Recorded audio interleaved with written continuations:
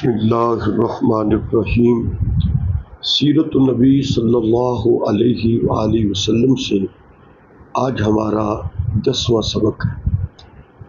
عام طور پر دیکھا گیا ہے کہ جب کھانا گرم ہو تو ہم لوگ اس میں پھونک مار دیتے ہیں۔ پانی پی رہے ہیں اور پانی پیتے پیتے سانس لینے کی ضرورت ہو تو گلاس کو منہ کے ساتھ لگائے رکھتے ہیں اور گلاس میں ہی سانس لے لیتے ہیں۔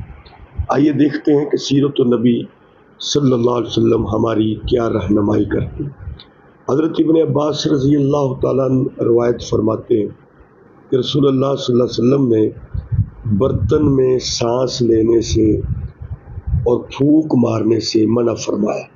یہ ابن ماجہ کی روایت ہے۔ برتن میں سانس لینے سے، جیسے میں نے عرض کیا ہے کہ گلاس منہ کے ساتھ لگا ہوا ہے، پانی پی رہے ہیں، سانس لینے کی ضرورت پیش آئی تو اصل مسئلہ تو یہ ہے کہ 3 سانس لے کر پانی پیے، گلاس کو ہٹا لیں، پھر منہ کے ساتھ لگا کے پانی پیے۔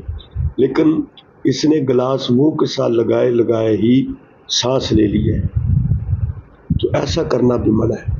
اور اسی طرح کھانے میں پھونک مارنے سے، جیسے چائے گرم ہوتی ہے، ہماری اکثر عادت ہوتی ہے ہم نے پھونک مارتے ہیں اور چائے کو تھوڑا ٹھنڈا کرنے کی کوشش کرتے ہیں۔ سالن گرم ہوتے ہیں تو اس میں بھی پھونک مارتے ہیں۔ تو ایسا کرنے سے نبی کریم صلی اللہ علیہ وسلم نے روکا ہے۔ حضرت ابو ہریرہ رضی اللہ تعالیٰ عنہ کی بھی روایت اسی قسم کی ہے، جو ترمذی شریف میں کہ حضور صلی اللہ علیہ وسلم نے کھانے پینے کی چیزوں میں پھونک مارنے سے منع فرمایا۔